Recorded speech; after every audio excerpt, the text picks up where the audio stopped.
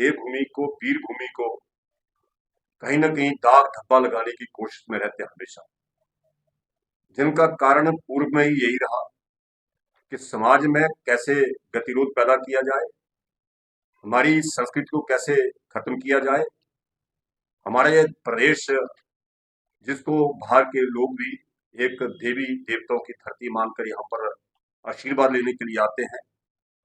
बड़ा दुर्भाग्यपूर्ण विषय यहाँ पर पिछले दिनों घटित हुआ है, और वो भी हमारे ज्वालामुखी यहाँ मंदिर के अगल बगल में।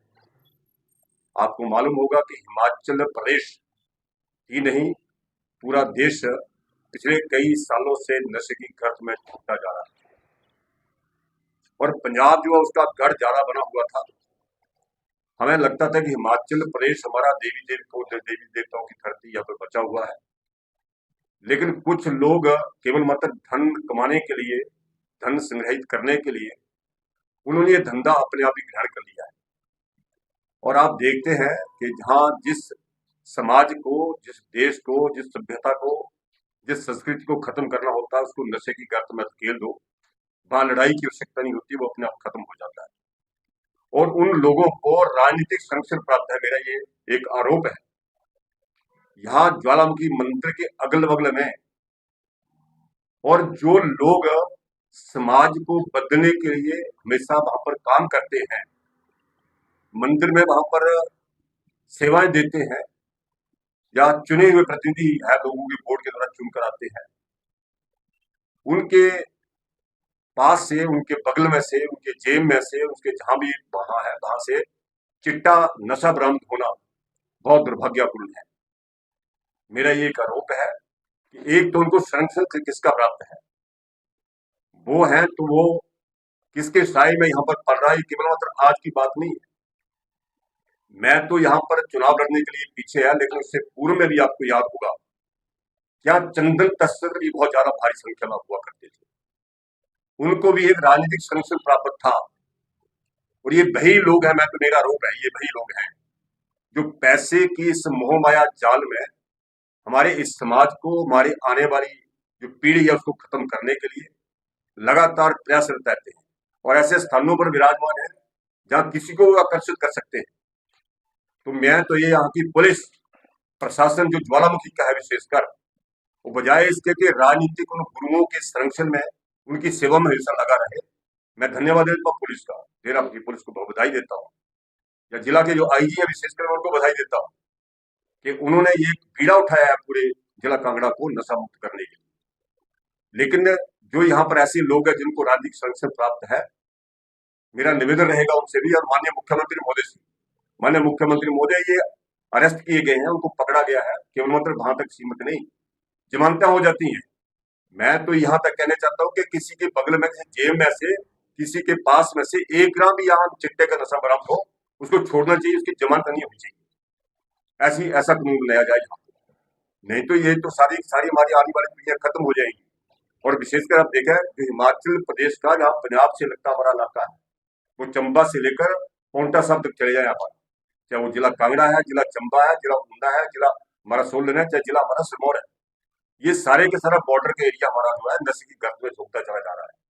और यहाँ पर तो जिला भी एक हमारा एसपी जिला यहाँ पर बैठा दिए हैं, नूरपुर में एसपी एक्स्ट्रा से बैठा दिए गए हैं। फिर क्या कारण है, क्या कारण है कि नशा पंजाब से इतनी ज्यादा खपत में यहाँ पर हिमाचल प्रदेश में प्रवेश कर रहा है? इसके ऊपर बहुत ज्यादा चिंतन करने की आवश्यकता है, और मैं मुख्यमंत्री से आग्रह करना चाहता हूँ कि इन लोगों को किसी भी सूरत में बख्शा न जाए। जिस समाज के प्रतिष्ठित पदों पर विराजमान लोग हैं, इनकी बात को आम आदमी भी एक्सेप्ट करता है, तो जब वो नशा देते होंगे, उनको कैसे बेचते होंगे, पैसे के इस लालच में उन्होंने समाज को खत्म करने की कोशिश करी है। ये मेरा एक आरोप है। दूसरा, मैं ये भी कहना चाहूँ कि यहाँ का जो प्रशासन हमारा है इस देवभूमि मंडल का, ज्वालामुखी विधानसभा क्षेत्र, मैं उनसे भी कहना चाहता हूँ, व्यक्ति विशेष नाट्य की सेवा करना छोड़ दें। वो कहीं जाते हैं किसी विशेष कार्यक्रम में, वहां पत्तल उठाना छोड़ दें। वो पतलुओं को जी सेवा करते हैं कि लोगों के, उनको उठाना छोड़ दें। मैं पुलिस से भी कहना चाहता हूँ, पीछे एक यहाँ पर कांग्रेस पार्टी की मीटिंग हुई, आपको याद होगा, उस मीटिंग में कांग्रेस पार्टी के प्रवक्ता आए थे प्रदेश के, उन्होंने हमारी बधाई के प्रति कोई अभद्र टिप्पणी वहां पर कही है। हम भी उस समय शोभा नहीं देता हूँ, वो टिप्पणी करना चाहे कोई भी है, उसको शोभा नहीं देता है, लेकिन टिप्पणी जिसने की उस पर कोई कार्रवाई नहीं, जिसने टिप्पणी की वो उसके ऊपर कोई कार्रवाई नहीं है पुलिस ने की। अलबत्ता किसी ने उस पोस्ट को, क्योंकि सोशल मीडिया का जमाना है, मीडिया का जमाना है, वहां पर वायरल हो गई। एक हमारे व्यक्ति ने, हमारे कार्यकर्ता ने उसको वहां मेरे का फॉरवर्ड कर दिया या उसको लिख दिया होगा कुछ उसके, तो उसके ऊपर एफआईआर दर्ज कर दी।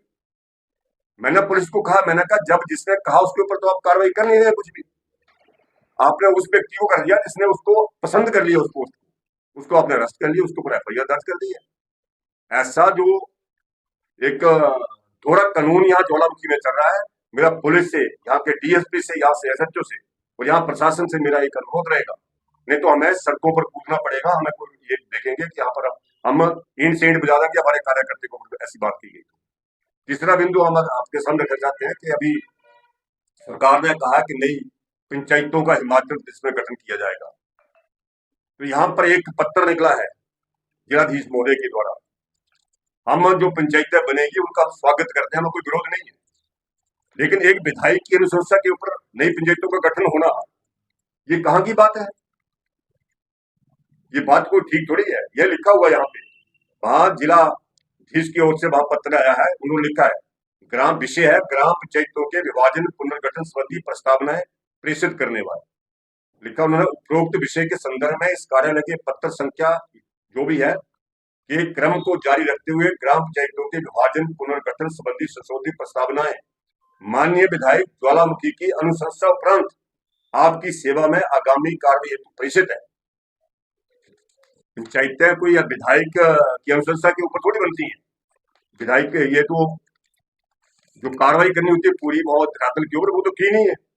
वहां से जो जिला पंचायत ऑफिसर है उनके वहां से चिट्ठी आ जाती है। उसके बाद उन्होंने कहा है नई पंचायतों के गठन के लिए जिला अधिकारी को प्रार्थना पत्र, ग्राम सभा प्रस्ताव, उसमें जो सारे डेटा चाहिए, उसमें जो डॉक्यूमेंट्स मांगे गए हैं, ना तो उसके लिए ग्राम सभा का कोई प्रस्ताव लिया गया है, ना वहां की पंचायत को पूछा गया है, ना कोई प्रपत्र 1 और प्रपत्र 2 भरना होता है, बिल्कुल नहीं लिया गया है। प्रपत्र 2 में भरे गए खसरा नंबर, हदवस्त सारी नंबर संबंधी पटवारी से सर्टिफिकेट लगाने की आवश्यकता होती है, वो बिल्कुल नहीं लगाया गया है। ऐसे कई डॉक्यूमेंट्स आगे हैं। लोक निर्माण विभाग से सभी उन पंचायत घर की, उन गांव की दूरी जो कितनी दूर है, कितना नजदीक है, वहां की जनता को पूछा तक नहीं गया है।